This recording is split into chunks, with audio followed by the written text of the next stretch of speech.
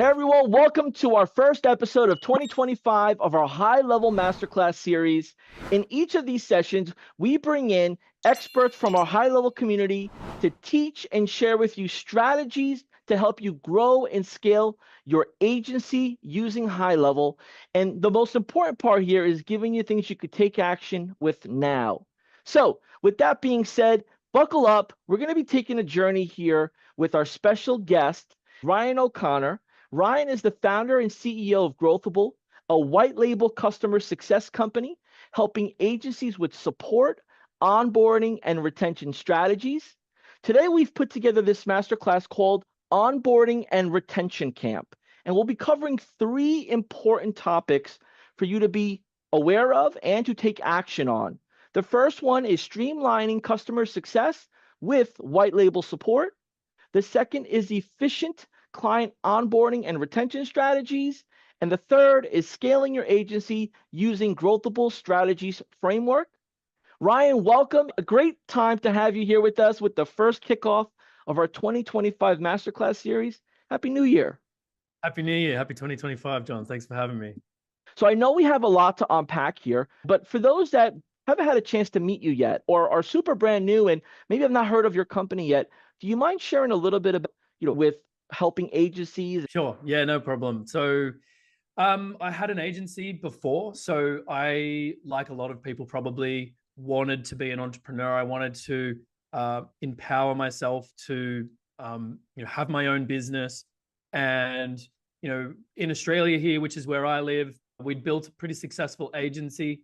One day, we were looking to, I guess, aggregate a lot of the tools and technologies that we're using to deliver a far better personalized experience for our customers. We found high level. And in doing so, I ended up leaving that partnership and left that organization and just started making YouTube content on all the kind of crazy cool things I was doing with high level. I thought they were cool anyway.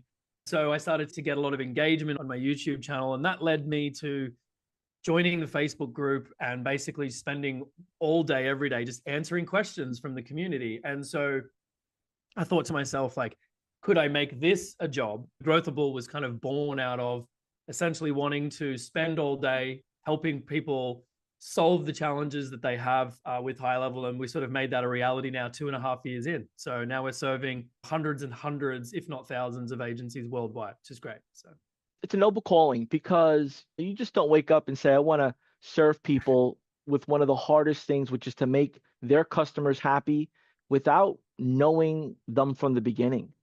And I find it an art to really be able to jump in and facilitate that conversation, that strategy, that experience without knowing what standards or what agenda was set when they first joined. So I would say that without you probably knowing at the time, you diving in the way you did, you probably got a good leg up on every potential scenario. And that's probably what made you where you're at now as fast as it is.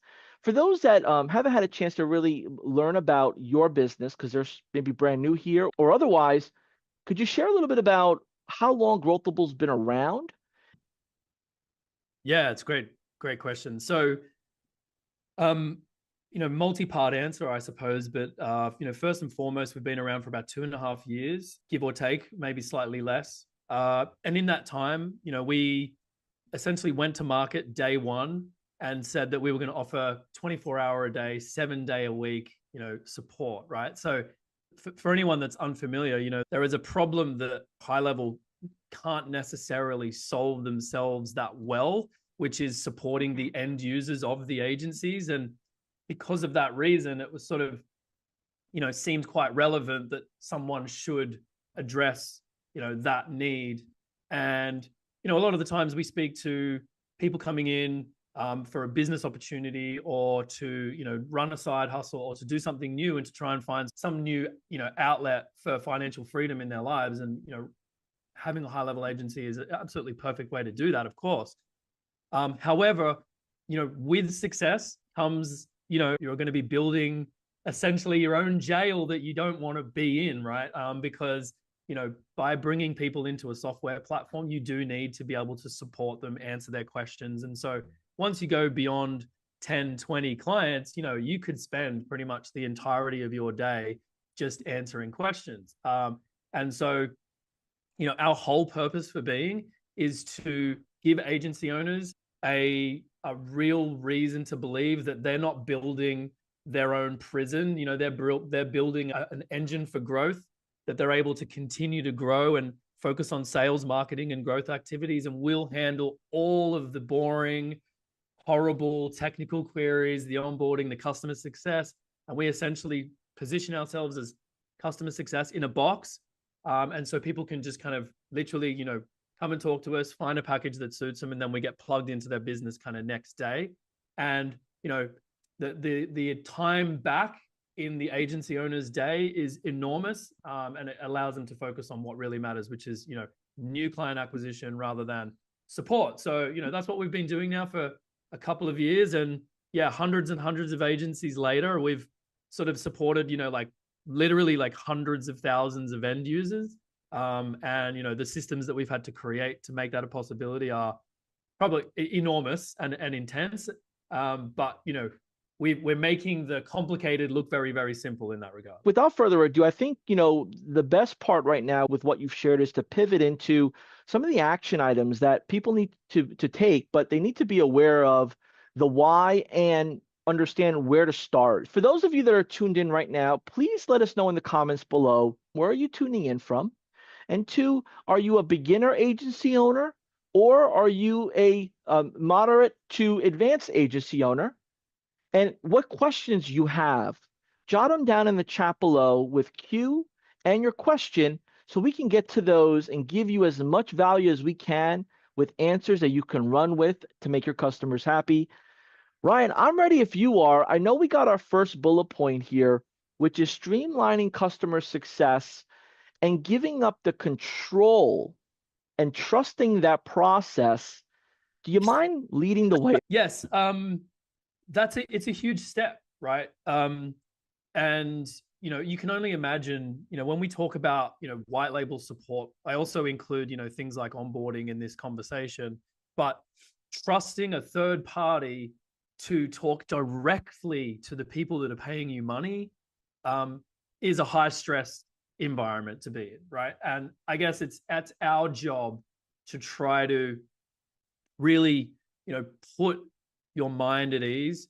And there's so many things that we do with our own customer success strategies to, you know, mitigate those risks or those perceived risks that you have around that, and to really give you comfort and satisfaction that it is possible to scale to, you know, thousands of end users. And we have those types of agencies on our books with a third party, right? And that you don't need to build this team in-house, and that you're getting all the industry best practices that we can bring on day one. And, you know, we believe that, you know, it's a great solution, no matter if you're beginning and it's day one for you, or if it's, you know, 3-5 years in and you're on the Inc. 5000 list. All right, cool. Well, let's get into it. Yeah, so I've called this the onboarding and retention camp. Essentially what it is a course that we've put together. We're running on a quarterly basis over 2025. But so this is like taking some sample chapters out of our playbook, which is our frameworks, methodologies, and strategies that we use with other high-level agencies every single day of the week, right? 7 days a week, we're implementing these strategies. So first things first, this is a fact. If you're in business, you will lose customers, okay? So, you know, retention, when we think about retention, we're talking about keeping customers, we're talking about expanding customers, and we're talking about renewing those customer subscriptions with us month on month, because we're in monthly recurring subscription economy right now. And it's absolutely crucial that we've got strategies and frameworks in play to try to keep them as long as we can, because inevitably we will lose some. We cannot keep them all. Now, you know, there are other types of organizations in the subscription economy that do this really well, and we're going to share with examples of where we sort of see industry, you know, best practices. But then we also want to pull that back to the realities of having, you know, high level, an agency using high level, and the different types of go to market, you know, whether you're SaaS, whether you're SMMA, whether you're SEO, there's customer success strategies and frameworks that are driving retention, that we can talk to, that we can help you with, and that we all always do help, clients with every single day. So, the three things that we spoke about, John, about we're going to learn here is we're going to look at how do we bring a streamlined best practice customer success strategy with a white label support partner. A white label support partner like Growthable, we do everything from onboarding to 24/7 live chat to guided tours, and there's various things that we do, and we're going to talk about some of the strategies that we bring. We're going to talk about how you can do this yourself. So if you're not looking at potentially using a third party, what are some of the best practices that you can learn from us on some of the things that we bring to our agency clients, and how you can essentially, go and build those playbooks, build those strategies, those SOPs and those practices for your own organization, for your own agency as well. And, how does that then enable you to look at scaling using our strategies, right? Like, what are the things that we're talking about today? How you implement those immediately so that you can start seeing results? And that's what we want. We want to be able to take away some key things and start implementing them immediately and make an impact in your own business. Okay, so we talk about the role of customer success. So if you're new to software, if you're new to, sort of SaaS, software as a service, the subscription economy, monthly recurring revenue, all these kind of acronyms and words that may or may not mean a lot to you, customer success in subscription-based organizations, right, is absolutely key to keeping customers as long as possible. And customer success isn't just one kind of department or one person. It is a division of labor that looks at addressing your customer's journey at specific points, right? And so a customer's journey starts with them agreeing to put their credit card on a checkout page of one of your funnels, for instance. But that really is only the beginning of their journey, right? And so whilst we might think about funnels being the end of the road in subscription organizations, it's actually only the middle of the funnel when the customer decides to hand over their credit card details to you. And so what you do from that point onwards is considered customer success. What are you doing to make sure that the customer you have is achieving the goals that they've set out to achieve with you, or with your product, or with your features? And those are the types of things we're going to talk about. So just a couple of interesting things here, John. I'm hoping that maybe we get a little reaction in the comments here, but I wanted to talk about some things that we see are preconceived ideas that we want to shatter. If you're coming into the agency space for the first time, for instance, or if you're just starting to mature, in that customer success and support is not, it's a cost center, right? That's a fallacy. It's not a cost center. It's not just costs that you must have and are kind of, sunken or hidden costs as part of the business. And, why do we say that, right? And it's a big reason why I don't like to talk about, my company as a support company, because support on its own is seen as a cost. It's just a fixed cost. We have to have support because we want to support our clients. But when you think about it and reframe it in a way that you think about it as a profit center, you start to think about it as a driver for growth. Customer success, as I said, is the beginning of the customer's journey with you. And so not investing in the customer from the point that they've started to pay you, we see as something that you should avoid, that you should treat it like it is a profit center. The same way that you would hire, say, a marketing person to generate revenue or a salesperson to close deals, those types of resources have a return on investment because you're investing to, and they pay for themselves like 7-8 times over. And the right customer success strategies can do the same, except at a much larger multiple. Yeah. Ryan, there are hundreds of, if not thousands of different types of SaaS companies. And there's a handful of really large ones that have hundreds of thousands of customers.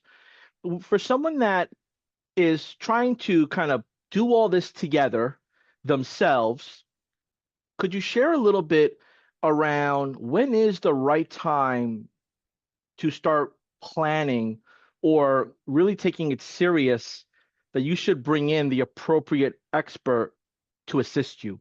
So that way you're not going through that unnecessary cancellation, churn, or aggravation as you're building your business. Yeah, it's a great question. And I think, and I actually get asked that question quite a bit. And it's mostly from the newbies, from people that are sort of early on.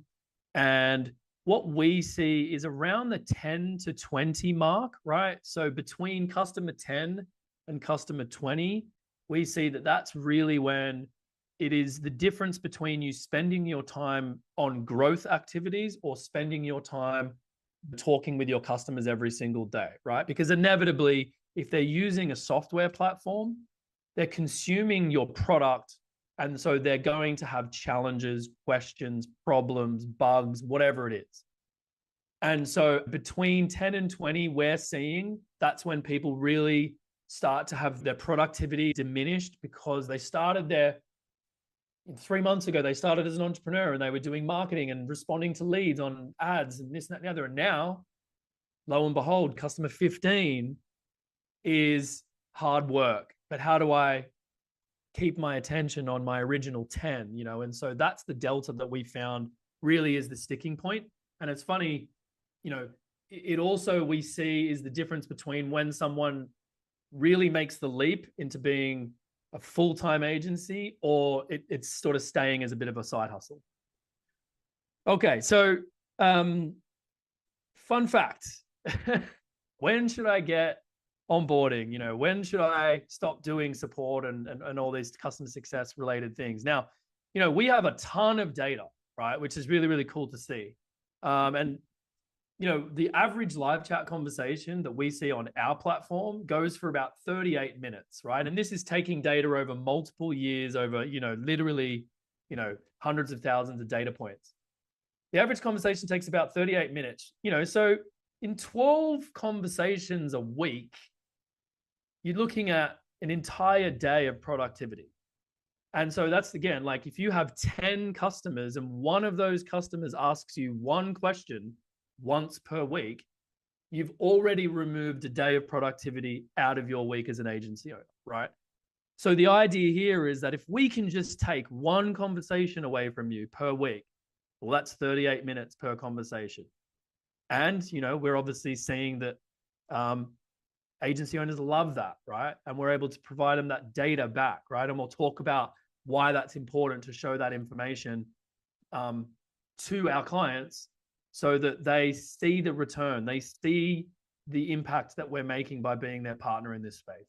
So just wanted to touch on that fun fact. I don't know if you have an opinion on that, John, but some people are not surprised that a live chat conversation takes about 38 minutes, but others are actually surprised because we have a culture of trying to resolve everything on live chat rather than just creating tickets over and over and over again. But I don't want to get into the weeds on that, but I just thought you might have a reaction to that. There are times where I want to talk to people to help me, and then there are times that I don't. I'm pretty random, but I'm sure there are people that always prefer chat. To your point, like there is no like exact way or time or format. Like if you got like 30, 40 customers, you can have random chats all day, every day. Yeah. And it never stops, right? Like, I got to tell you, like if you could see the amount of onboarding calls that we do on a daily basis, it's Christmas Eve, Christmas Day. It doesn't stop. And if you're using high level, you're taking advantage of one of the most powerful pieces of software on the planet. It enables you to be global day one, right? You don't have to do business in your own backyard. You can do business anywhere on the planet, in any language, right? And it's 24 hours a day, 7 days a week. We're not just talking about working in your own time zone anymore. Software makes it possible, right? Subscription companies make that possible. And so it's a big thing that we've thought about it at Growthable, which is, how do we make someone coming into this instantly global, right, on day one, and partnering with someone who already has the resources and network like Growthable makes that a reality. So just another point there. So controversial little fact or fallacy bomb that I want to drop here, John, is that a fallacy is that your customers tell the truth, right?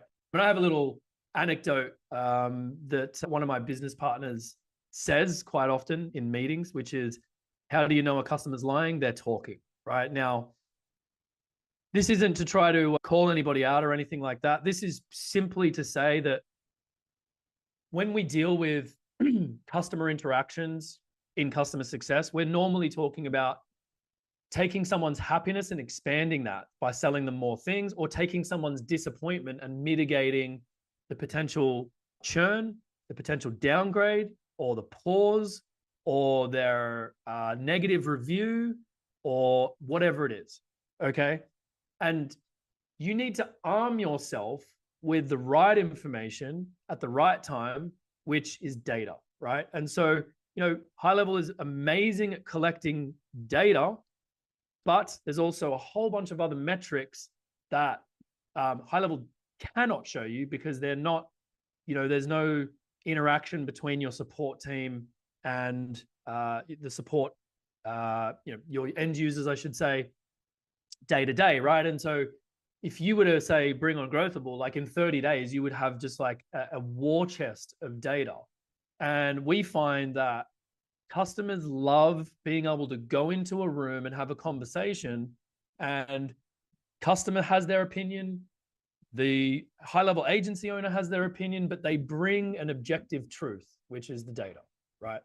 And that is a huge part of, when you think about building customer success strategies, you're building your team around being data driven. And I know that's sort of like a corporate bingo kind of buzzword thing to say, but it is absolutely true, right? You can bring your own opinion, but you should bring your own facts, meaning bring data to those conversations. And surfacing that data is, it could be challenging, but, again, like Growthable's already kind of solved that problem for you. So.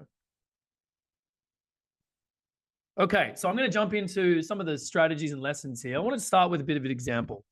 We've got two businesses because, High Level is great at serving local businesses. I thought I'd use local business as an example. And everything we talk about here, you can use as in sales conversations. You can use these, the way that I speak about this sort of stuff should be considered sales enablement, right? These are tools that allow you to speak to your customers better, have better sales conversations. So let's just take a prospective customer, for instance, and then put it in the context of a real business. We've got two cafes. The first cafe is called Youll's, and the second cafe is a cafe down the road from me called Bread, Espresso, and then that's the whole name. However, when we think about a coffee shop, it's not a subscription company. However, if you've got one company who, they never ask your name and they always forget what you have, and you're just a number to them, and they don't really say please or thank you, and you just kind of like, feel like, there's no personalization. And then, a coffee shop that does remember your name, right? That they're, you rock up before you order your coffee. They're like, hey, Ryan, you got an almond latte, right? And I'm like, yeah, absolutely. Like, the difference in my affinity to purchase from one or the other, even though they're exactly the same product, is obviously huge. And, this doesn't change for software and subscription-based organizations, right? When there is so much sameness, and particularly, if you're talking about delivering solutions via High Level and enabling your agency using High Level, the features and functionality are exactly the same, but it's your relationship with your customer and how you perceive what they want to achieve and how you help them actually get to where they want to go, get those milestones. That's going to be the difference between whether they want to purchase the functionality from you or anybody else offering the exact same thing. And obviously there's different types of customers. Some people respond more to different stimulus, different personalization, and others don't. But we're all going to talk about, segmentation and those types of things. But we should obviously want to be a thriving successful business, and we should be more like Bread, Espresso, and we should be ignoring, Julie's, because she's not thinking about customer success at all. She's only thinking about client acquisition. Okay, in that metaphor. So I just wanted to throw this out before we, again, jump into a bit more of the weeds here, but this is an exercise for anybody on the comments or whatever, just if you're watching this, just do this on a piece of paper, right? And I'm going to give you some tools, and I've got some templates with spreadsheets and all sorts of cool stuff, right? That you can figure this out, right? But like, I implore you, like, do you have a churn rate? Do you know what it is over the last 6 months, right? Don't worry about 12 months.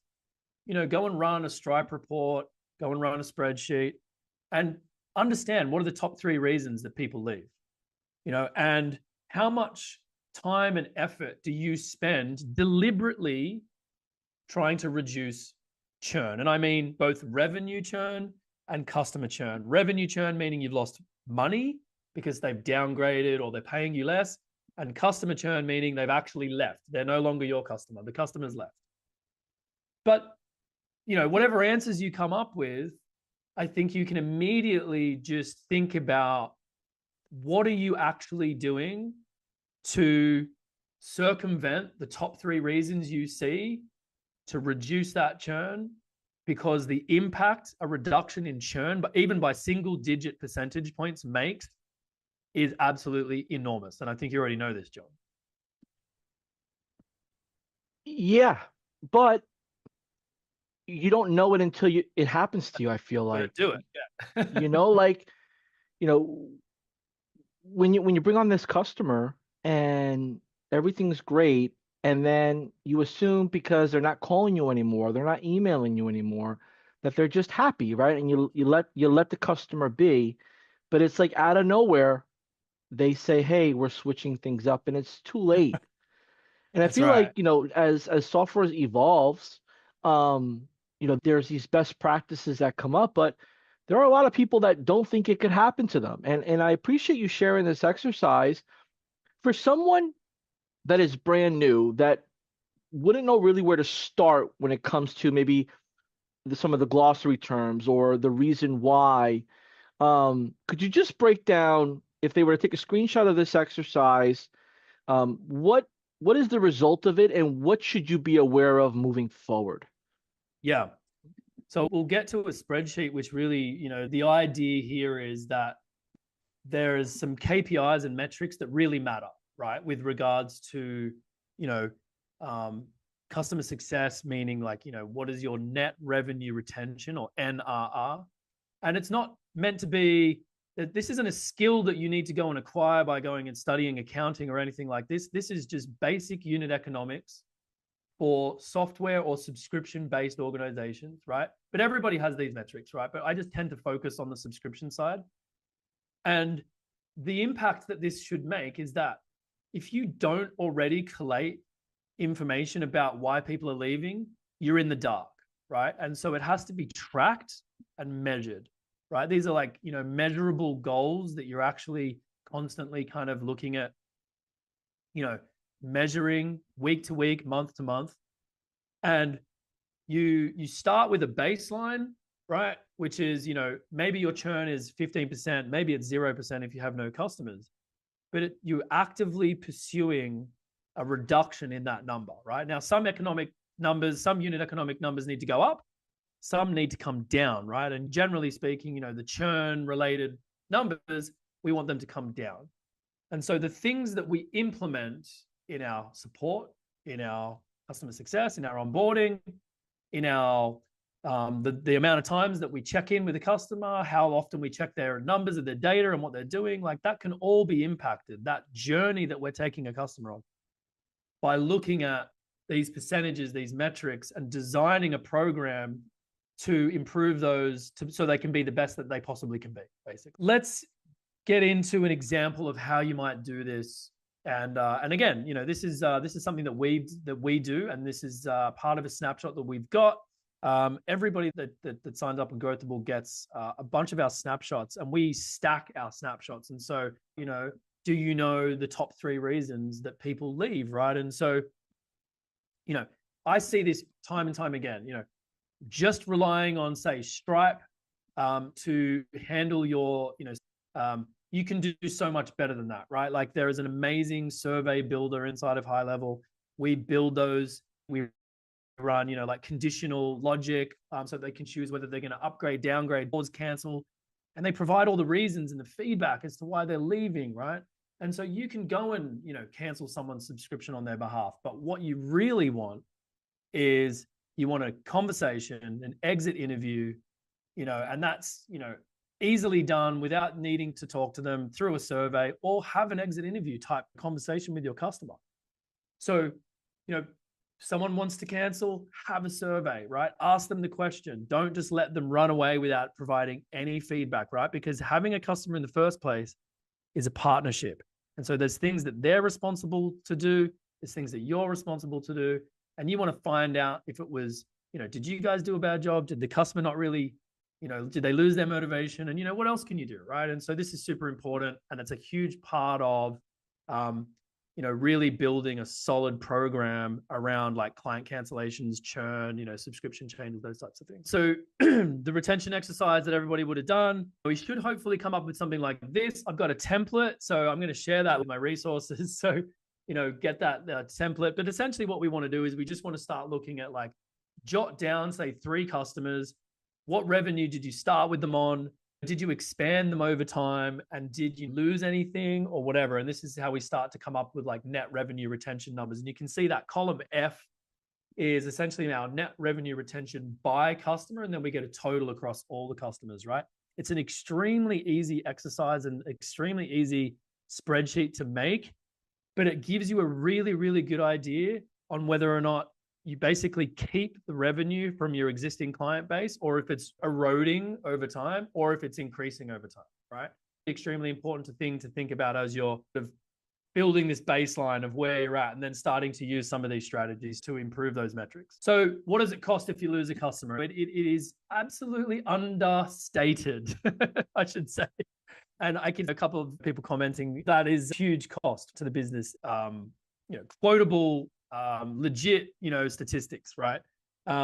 Acquiring a new customer, so many people, especially in like this space, John, like so many people focus on client acquisition, running ads, marketing this, funnels this, VSLs this, right? But, to acquire just one more customer is, 7 times or up to 7 times more expensive than just keeping the ones you have, right? And so having good customer success, having good onboarding, having good support, like all those things play a massive part in keeping those customers, right? And single digit percentages in improvement in retention, either both by customer retention or revenue retention, profits go up from 25 to 95%, depending on where you're at, right? So a 5% improvement in retention has a 30% increase in your margins, like absolutely huge, right? Even a 1% increase in your net revenue retention drives your revenue numbers over time, like in a compounding exponential way, which is just, it's drastic. So going from like, if you're on 19% churn and you go to 18, like you've crushed it. You've done extremely well, right? And so those numbers they're huge and demonstrable. Ryan, I feel like, the mindset of maintaining your customer's lifetime value is something that it really takes in-depth thinking and understanding. And, I've experienced it and I've seen others experience it where they almost look at the cancellations as it's going to happen no matter what. And that Right. is something that you can't always control. But there are ways to be proactive. Could you touch on, for someone that is really focused on generating new sales and they're okay with losing one, replacing one, what could that person maybe do a little bit different or pay a little bit more attention to maybe lose one and bring on 2 more rather than replace one, lose one, replace one, lose one? Yeah. It's a great, it's a great point that you make and a good question. Plenty of cool strategies for that, right? So, the beauty of High Level, right, is that there are, there's tons of data, right? So if you think about onboarding, if someone's buying a solution from an agency and essentially they're getting a sub account, right? At the agency level, I can immediately see the metrics on whether or not that they've signed in, how many active users they have, how many contacts were created, how many form submissions did they get. And if all those numbers are low or zero, right, that customer is not using the product or solution, right? And in the case of where you're doing like a SaaS play or, something where it's not done for you, right? That is alarm bells, right? Like those red flags are being raised. And it's like, well, why hasn't this person logged in? They've just signed up a week ago. And the amount of times they've logged in is less than 2. Alarm bells. They need a phone call. They need to be put on an at-risk register. There's certain processes that should be firing off the fact that the volume of activity in that account is so incredibly low, right? And that's easy for us to check. We can go to our agency dashboard, pull up our sub accounts, sort by volume of contacts, for instance, and the lowest ones will be the first 5 customers in the list. That immediately, is your at-risk register, and those are the people that you should be bringing up and saying like, hey, you haven't logged in. Have we done something wrong? Did you not get a good onboarding experience? Et cetera, et cetera, et cetera, right? Those types. So we're talking about proactive churn handling, right? Essentially, I talked about at the agency level, I can immediately come in, go to my sub accounts, run a report, see what kind of volumes they're at. I then get, a percentage increase on the previous period, which is obviously super meaningful. So it's like, what happened for that to spike by 20%? And then, should I schedule these reports? Absolutely, you should schedule the reports. If you don't have your scheduled reports turned on for every single customer and have them being emailed to either you or the customer to show them the activity that you're seeing, you're missing a huge opportunity to hold your customer accountable. Because they generally will say to you, we're using this platform to achieve X, Y, and Z. So they're meeting you in the middle. There's an onus on them to deliver on the milestones that they've set out. But you come up with a mutual activity plan and say, yeah, of course, like we know that you're going to get there, but we need you to do your onboarding, connect your email, connect your social accounts, and then you can start using it as a social media planner, right? And we need to step you through these things. And oftentimes we'll see something like this, but we'll say, well, you haven't logged in a week. Why not? Right. And it's like, I logged in, but I became overwhelmed. I didn't know where to go. And it's because you haven't got an onboarding process. You haven't got guided tours that illustrate, where certain features are and what they do. You haven't got educational resources or an onboarding course that they can take. So all of these things contribute to that overwhelm, which contribute to you seeing those numbers being low or zero. If you used our onboarding snapshot, we send progress emails, right? To say like, you've completed lesson 1 of 10 lessons, for instance, but you need to go and do the remaining 9, right? Like this is in sort of more like a self-serve type environment. And you can tell them right there, you can see the screenshot, the email comes through and it says, you're only 25% of the way through. You actually need to go through and connect Stripe, and you need to connect this in order to build a funnel, right? Because if the end goal is building a funnel, but you're not waiting for them.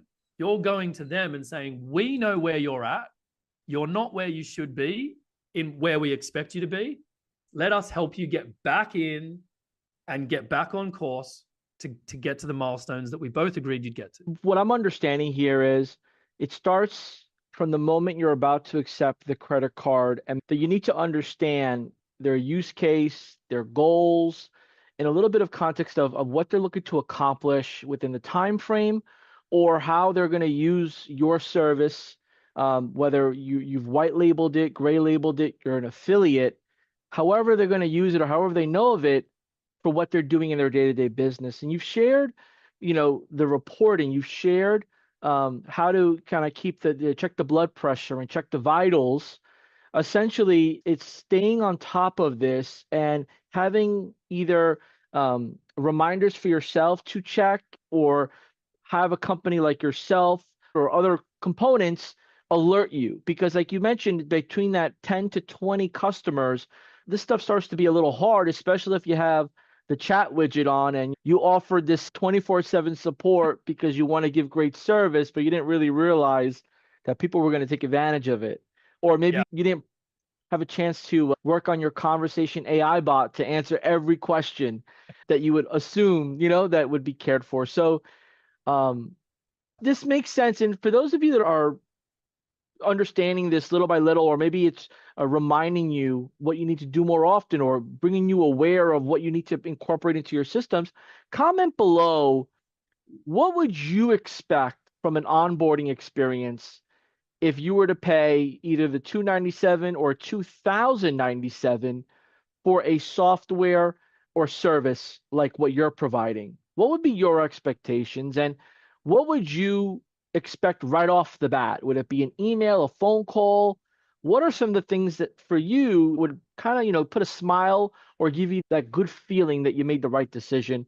I'd love to see that below in the comments, because I believe that if we can kind of unpack what we're thinking from that expectation, we can help each other here and put together some questions for Ryan to maybe give us a clear path of how do we take all of what you've shared and put it into how we can make it part of our process. Yeah, I can't wait to see some of these sort of comments come through, because I'm very keen to know exactly what you just said. So whilst we're sort of waiting for the comments and whatnot, John, I think what would be relevant then is to sort of talk about what we think is a best practice, right? And what we do as an organization, how we help agencies. So what we do is we think that onboarding from high level, it's a big piece of software. It has a lot of functionality. I think there was like 3,000 features or some ridiculous number, right? It's a lot, 300, 3,000, I can't remember what it was. It's a lot. And, every different niche, vertical, and use case requires a different customer success experience, onboarding experience.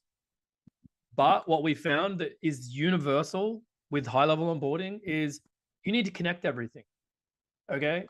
So we start with an SOP, right? And I have an SOP, which you can download. It's a free checklist. And it gives you what we do every day, right? We do this like literally hundreds of times a day. We follow this SOP around the world, bringing people into the high-level platform. And we always start with, we never do anything for a customer. They share their screen and we're drawing on the screen. Now click this, right? So we're forcing the person to essentially use the tool themselves for the first time, but they're the ones connecting their email. They're the ones changing the DNS records. They're the ones authorizing Stripe. So they're getting some familiarity with the user experience and the user interface and where things are. At the same time, they're achieving the technical minimum objectives that's required by a sub-account in high level. If you're not familiar with it, you can see an outline of our SOP here on this screenshot of the document. And we usually look at things like integrations, A2P, right? Email setup, SMTP configuration for an email sender, domain connections, publications, those types of things. Now, the important thing to remember is you talked about, John, people have different expectations, right? And so you don't just make an SOP and say, follow that no matter what, right? You stay flexible. You do it in person. You always have them drive. And what you do is you say, look, there's things that I have to go through in order to make the system work, but then there's things we can go through because of your own curiosity or your own objectives, right? So let me do the things we have to do first, and then we can get to the things you want to do. We usually allow for 2 hours per person. So one-on-one, 2 hours. Generally, the first 60 minutes is taken up by connecting all the third-party tools and other vendors and systems and things like that. But then it's really like about, how do we get to the, I like to refer to both, I think you would call them aha moments, right? But like there's an emotional aha and there's kind of a rational aha, to put it in that language, John. Like the emotional one is like, if I signed up if I'm a hairdresser and I signed up to a high-level agency and I'm getting a sub-account, right? One of the first things I might want to do is just get more reviews, right? So during my onboarding, if my primary objective was to get more reviews. And I spend 45 minutes connecting SMTP, getting an A2P submissions, through the gates, looking at calendars and all the different, types of calendars, all the features and preferences that you can put. Like, that's a waste of time. They're going to also see it as a waste of time because those things have not led to the objective they set out to achieve, which is just get more reviews, right? So that's why SOPs with regard to onboarding should remain dynamic. You still need to do them, but the order in which you do them can change based on that person. And you're not going to know that until you've defined a niche, an ideal customer profile, a price point, what do you want to give them, et cetera, et cetera.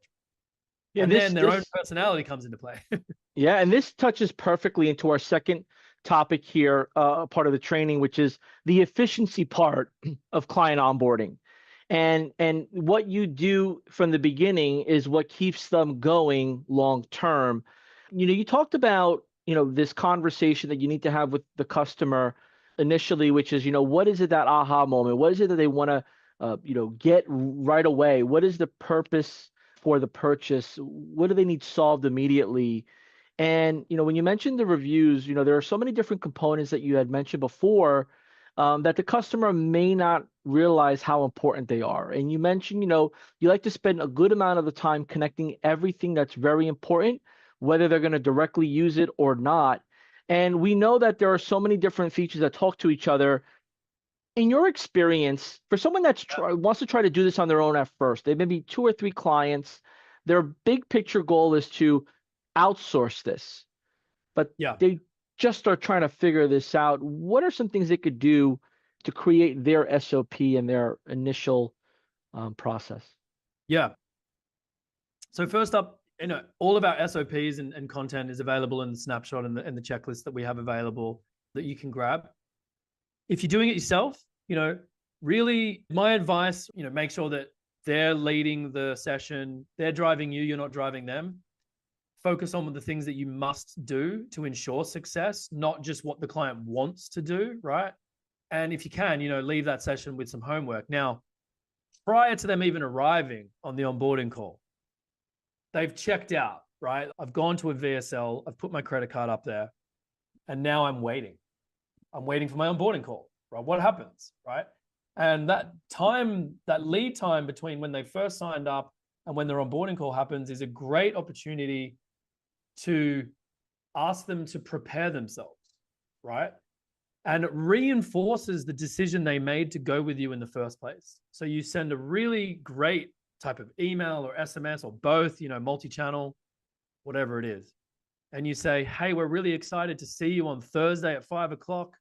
Prior to arriving, you're going to be on Zoom, but I need you to prepare the logins that you've got for your social media accounts. And I need you to come prepared with, your logo files and your brand identity, because we're going to create a brand board, that we can reuse, and your Google business profile, because we're going to connect your business profile within 5 minutes, and you're going to start collecting reviews 5 minutes after this call is completed, or whatever it is, right? And so you're preparing them without letting them just kind of, their motivation needs to be retained.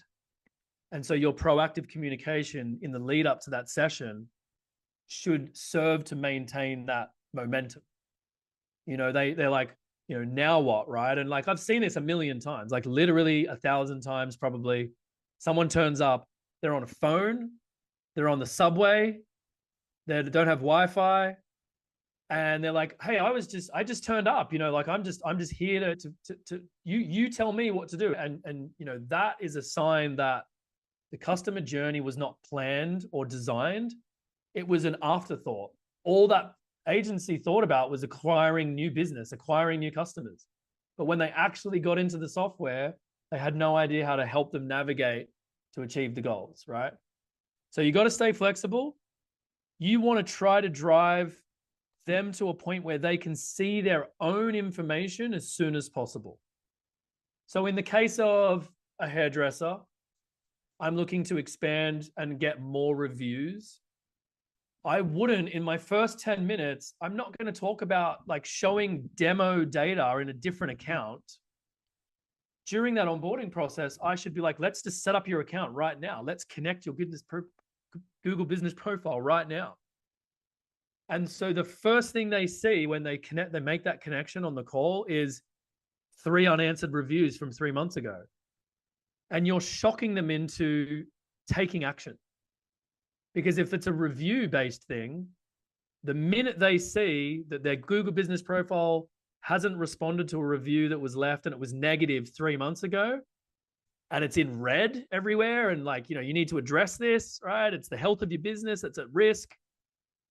That's the homework, right? You'll say, so you can see here with your data that we've just connected, there's things to do. You've got to get on top of these things.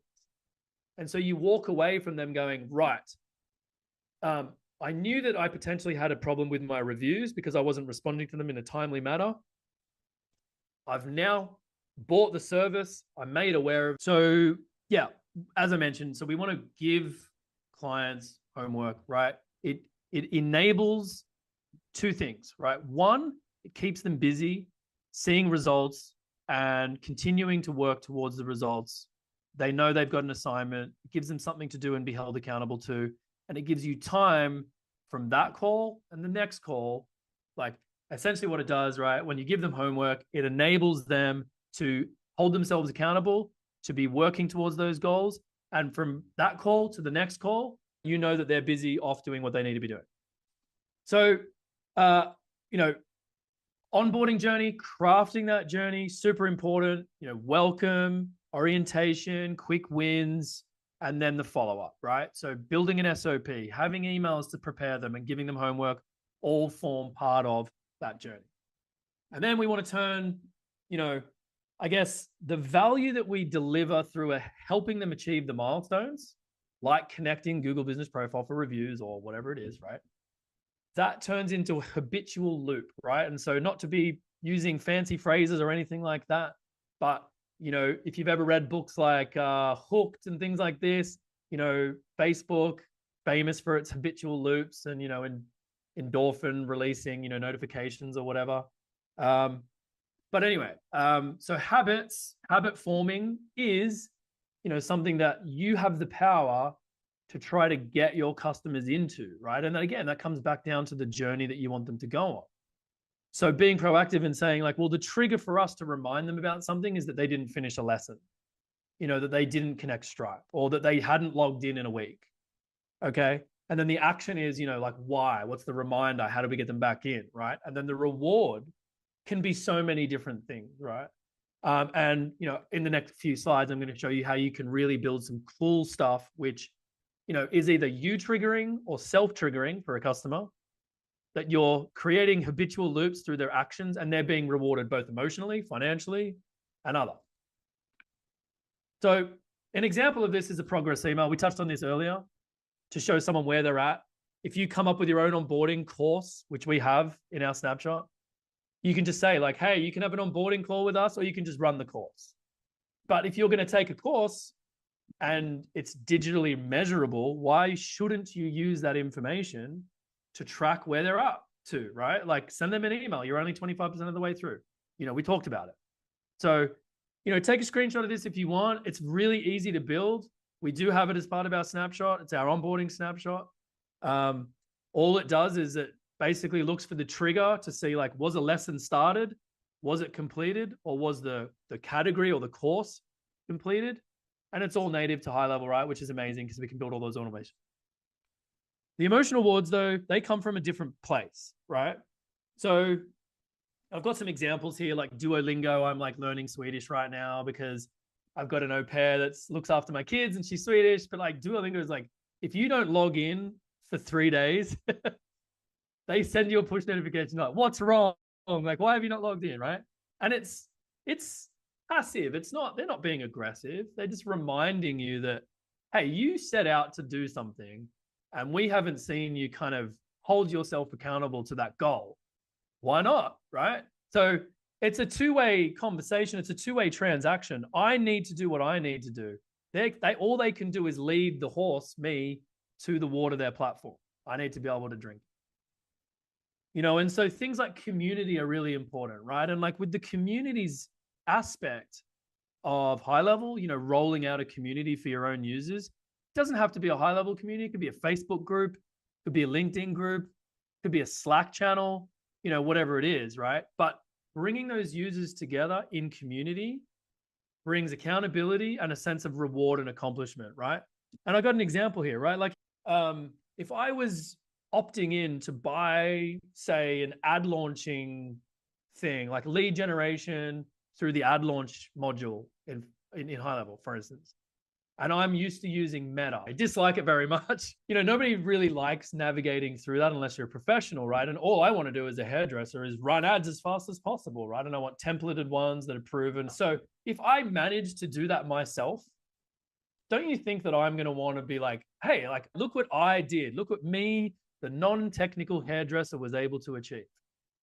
And if I've got a community, I probably would seek my validation from my other community members to say like, hey, I just did this, right? And so give your community the power to self-identify themselves as power users, silent achievers, all the different personality types that people can be, and let them help each other, right? And you will create so much emotional reward for them just using the tool that you're giving them. It's crazy, right? So use community, Facebook groups, Slack channels, all three, whatever it is, right? I personally have a high-level based community and I love it. The personalization, segmenting different people, automating things, like using lead scoring, I think is underutilized in this way, right? So for instance, lead scoring, right? So if I've got a series of emails that I send someone when they first subscribe to me, okay? A very simple method. And again, we've got this baked into what we've created for our onboarding. And, again, you could build this yourself, pretty easily, which is if I send you 7 emails over 7 days, I want to give you plus 10 for every email that I know you opened and read. And again, so if I create a list in my CRM, in my high level, right, and say, show me everybody that scored 50 or less, right, in the latest clients that I just acquired, right? I just immediately know that they're not aware that there were 7 emails that they needed to read. They only read half of them or 2/3 of them or whatever, right? So I know that they're either ignoring the emails because they don't want to hear from me anymore, or some other reason, right? But like if they got the first 5, then they just ignored the remaining 3 or 2 or whatever it is. Why not, right? Like, use the tools and the technology to run those automations to highlight where people are at and segment them. Not everyone's created equal. You might have, a low plan, a middle plan, and a high plan, right? Are they all treated equally? So these are all the things you don't want to think of. Educational resources, right? Have a course, proactively send them progress updates. If they're self-serving or your ideal customer profile is that they have to do it all themselves, well, then you need all the educational resources. So some of the KPIs that we look at to identify customer progress with regards to onboarding, declining usage or non-existent usage, we talked about that. But then when you use something like Growthable to run live chat 24/7, right? You've got more data. Like, are they not submitting it? If we have an account and they've never reached out to support, that is both a positive and a negative at the same time. Because you spoke about it, right? Like someone who doesn't say anything, doesn't log in or whatever, that's a sleepy subscriber, I would put them on the high risk segment, in my office, right? I wouldn't be saying, great, I'm going to see them for the next 12 months and they're going to pay me, a subscription every month for no benefit, right? If they do churn, win back campaigns and all those types of things, again, high level is amazing at doing customer database reactivations and those types of things. But getting that information about why people churned is so critical to running successful win back or activation, reactivation campaigns, right? Because if you can just pick a cohort of subscribers that left because they weren't getting value rather than you sucking at your service or that the product didn't deliver on what it was promised to or whatever, you can come back and be like, You tried us 3 months ago, you didn't end up proceeding for it. Like, are you now motivated, right? Like if you're a gym, January is the perfect time to win back someone who wasn't motivated in October because it's a new year, new resolution, right? So you don't know when they're going to have the intention to come back. You just need to be able to capitalize on if and when they do. And that perceived indifference is why that cancellation kicks in. That's why we get into this reactive, try to save the business mode. And it's a crappy feeling. Absolutely. Yeah. I mean, you spot on, putting in some of these strategies really proactively, I guess reduces, it does two things, right? It reduces the likelihood that they end up in the red, but also if they're going to end up in the red in 3 months' time, which is your average, say, lifetime value of an agency, for instance, right?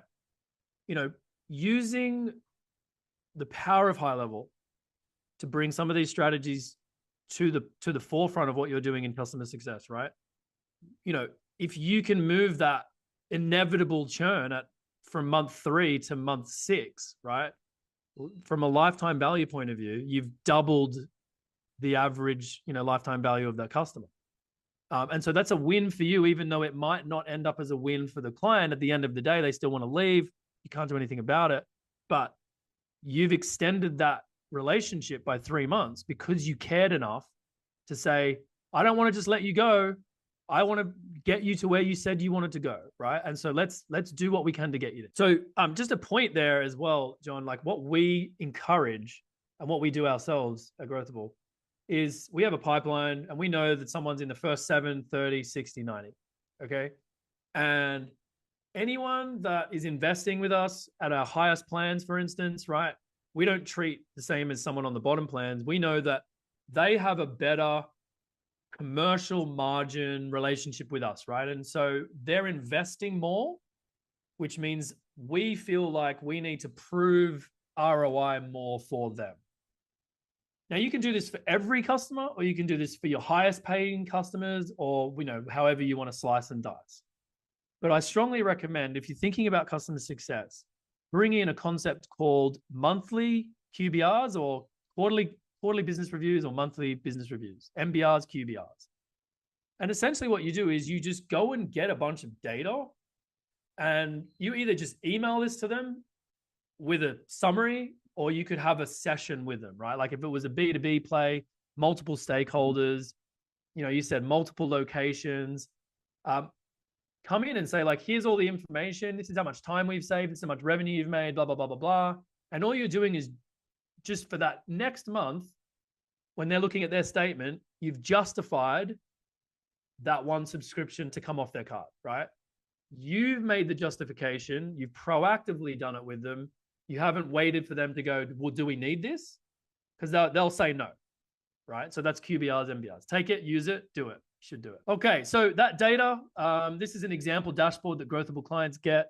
They get, how long it takes for us to respond, a minute, 1 minute and 60 seconds or whatever it is, almost 2 minutes.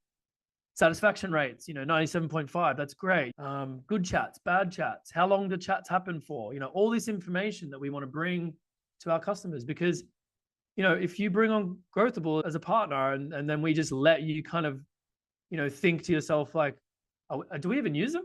Are we even using them? Are our clients talking to them? We don't want our customers to ask that question. We want to immediately show this is the impact, and it's time that goes back in your day because we're dealing with all of this, right? So we're being extremely proactive to showcase how much value we deliver with our agency clients. But this is all about the metrics that matter: customer lifetime value, monthly, recurring revenue, right? Retention rate, either by cohort, and then engagement scores. Like all of those things, you don't have to get super technical. You don't have to be a mathematician. You don't have to be an accountant, right? But you should be aware of your numbers, right? And the numbers that matter, And so depending on the business that you're in, get across your numbers and start doing things in customer success that either send those numbers up if they need to go up, or send them down if they should be going down. And Ryan, you touched on being top of mind, but also that's a great opportunity for you to teach and coach your client, because maybe they are brand new, still using 3 or 4 pieces of software because They didn't really know what was available. Help me understand this if I'm on the right track, if I'm brand new and I've consumed all this information here. What I'm thinking off the bat is that maybe I can't afford to pay professionals quite yet because I don't even have my first customer yet. But I'm Yeah. determined to get my first customer. So maybe I Yeah. take some of the information you shared, I throw it in ChatGPT, and I ask it to help me create a game plan for me to help my first customer that I'm going to sign up get everything they can to feel great and refer another customer. That'll put me at 2. With your experience, could you share with me what is the most important thing that as I get my first customer after this masterclass that I should really focus on immediately? Right. Yeah. What a question. So probably the biggest thing that I can, the biggest thing that I would love people watching this to take away is just to think about customer success as a concept. If they've never heard of it before, right, and this is brand new, then today is the day that you became aware of customer success. Well done, because that is so imperative to a successful business, especially a subscription business and especially a software subscription business.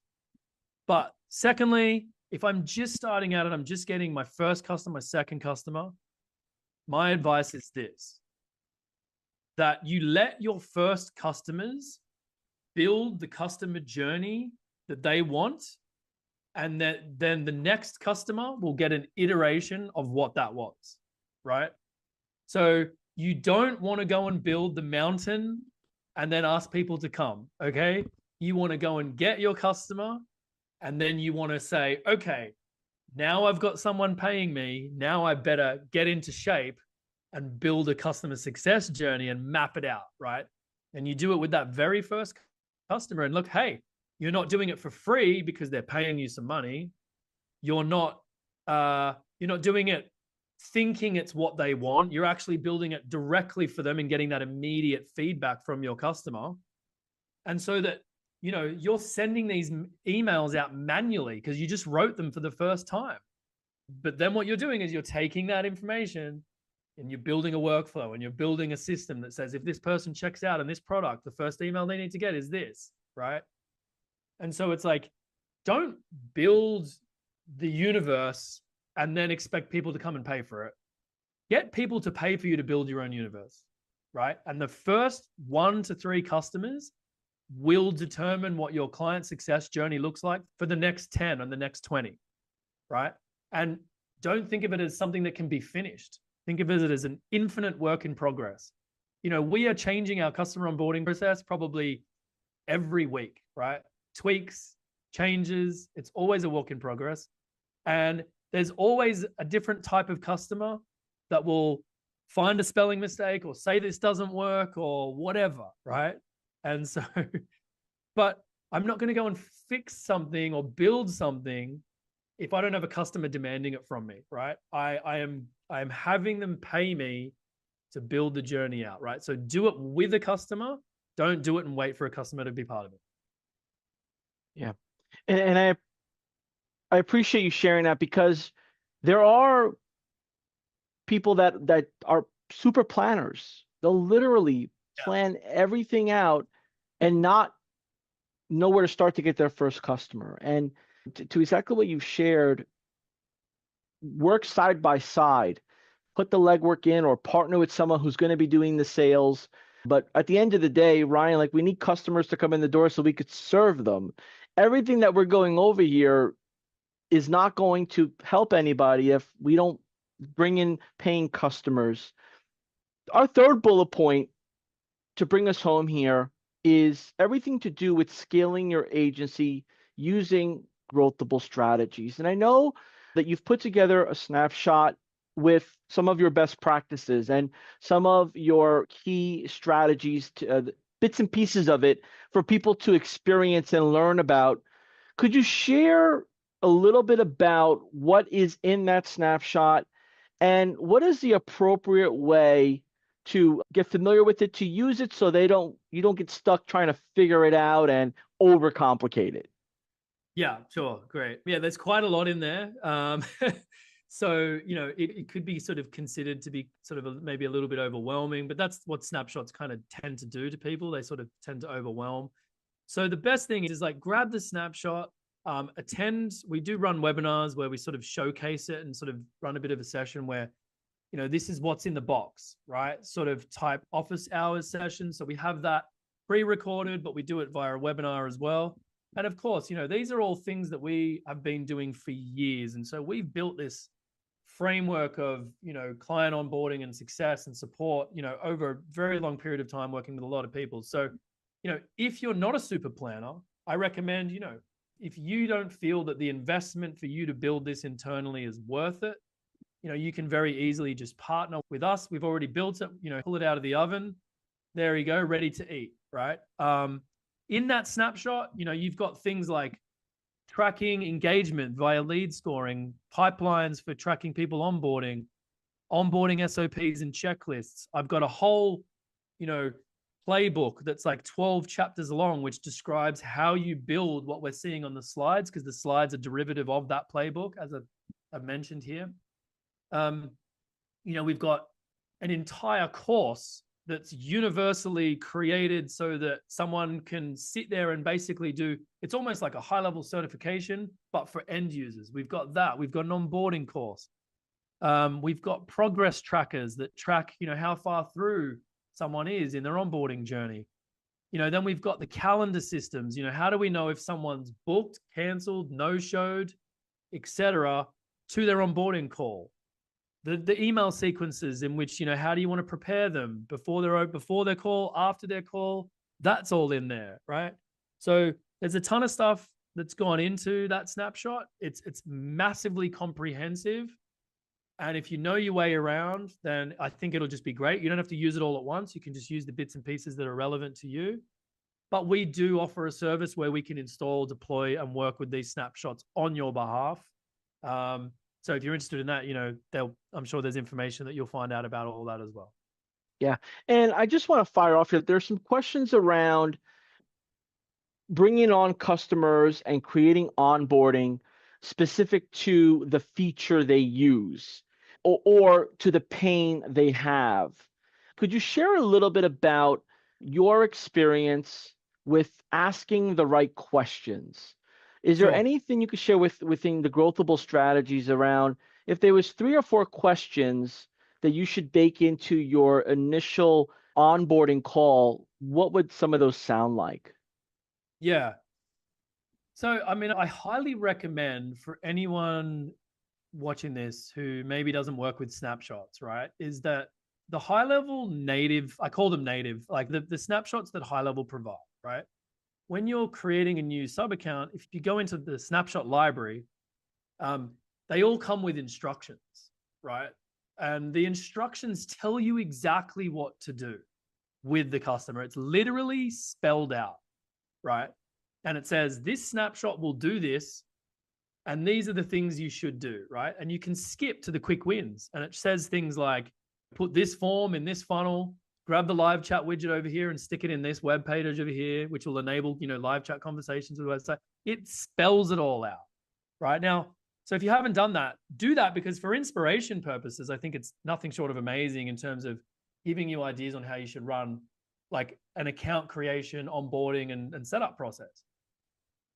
But active listening and having the sort of presence of mind to ask questions that will change the way you do an onboarding is a skill that hopefully you can develop over time, or if you already have it because you're maybe in sales or something like that, it's super effective, right? And so the example you use, John, is like, if I came, it's like if I came for reviews, then my onboarding session, right, would start off with, a paragraph about like, there's a lot we could do here today, right? But I want to ask you, like, what did you buy that package for? Like, what was the main reason you bought that package? Well, we use, Buffer for social media planning, and we use, this tool for my review management.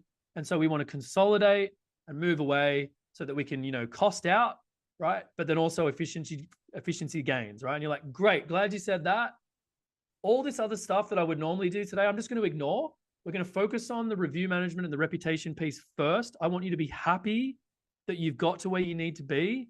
Once you're happy with that, I'll then start to move into a different kind of cadence. And we're just going to go through a checklist of things that we need to do to support that goal.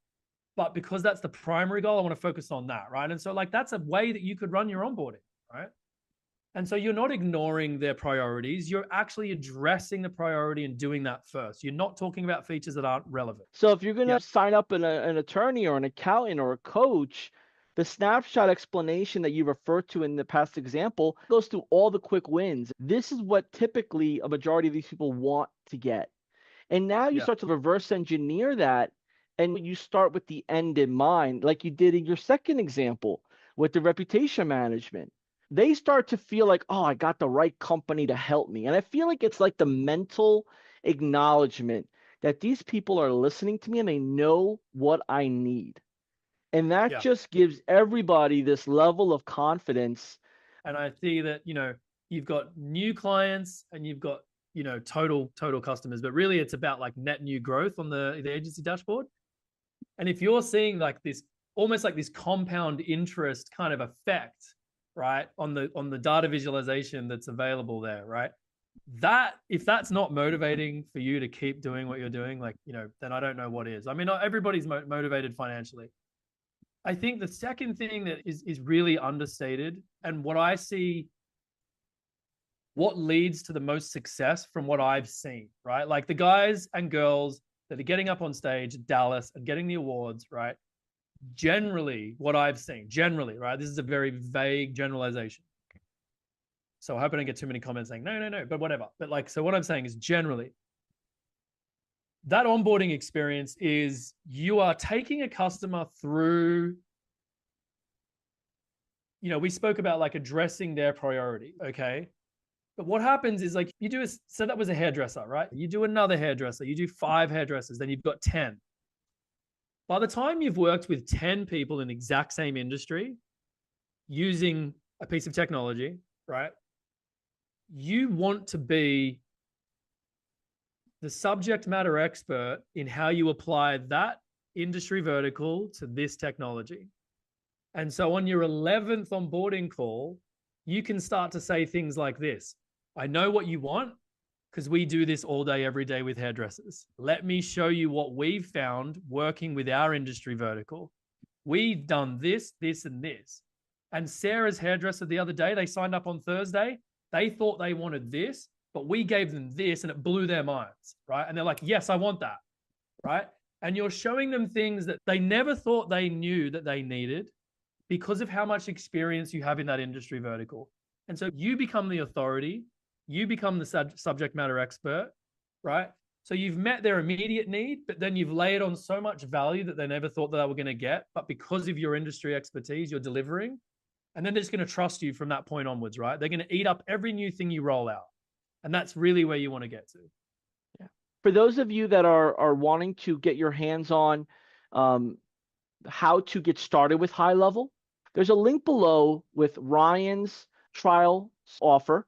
And with that trial offer, it comes with a snapshot with a few bonuses and a communication path to Ryan and his team that you can learn through his community and see what else he offers. But I think the first start is knowing that you're in the room with the right people. Take 1 or 2 things and take action right away. And on that note, Ryan, could you close us out with the homework? Great. Yeah, thanks very much.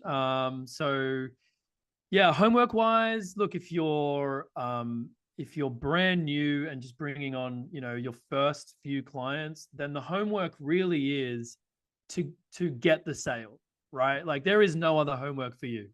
Take the sale is your only job. And once you've closed your first sale, then you start to design, how do I want this customer's experience to look like? And you're working in real time with that first, second, third customer, right? Building the journey, right? And again, just take everything I've sort of talked about here, implement the things you like, don't implement the things you don't like or that aren't relevant, and go from there, right? But treat it like it's something you would put in charge of a whole team of people, and they said to you, yeah, but now you need to design what our business process looks like, right? And so you actually just need to design it out and deliberately, by design, create a customer experience. Now, that's if you're sort of, early doors, fresh, you're not even on a trial or whatever, go and grab a trial, go and get a customer, make it happen. If you are later on in the game, there is so much you can do at different kind of critical masses. At 20, you can, keep it simple. At 50, you need a little bit more sophistication. Maybe you want to use lead scoring. Maybe you want to use, automations. Maybe you want to use like a 30, 60, 90 day, business review deck or something like that. But then you start to get at higher volumes, right? You need way more sophistication. Maybe you want to run net promoter score surveys, and maybe you want to do, other types of surveys. And, this becomes, like client research information rather than just like, are they using it or not, right? So there is a play for customer success at every stage of growth. But the homework is to understand what stage of growth you're at and start working to suit your stage. If you've already got 1,000 customers and you have no customer success, you can probably triple your revenue by implementing some of the things that we talked about, right? So, find out which stage of growth they're at. Start, steal all our stuff, build it out for yourself if you want to. And of course, we could just do it all for you, whatever. But build to where you're at in your own phase of growth. Ryan, thank you so much. There's more to it than just, serving agencies. You can really tell you love what you do, and this is something that you just enjoy. And I think that's important, is partnering with people that love, that take their craft serious, and that would treat your customers and your business as if it was their business or their customers. Ryan, thank you for unpacking all of this. The links are below, friends.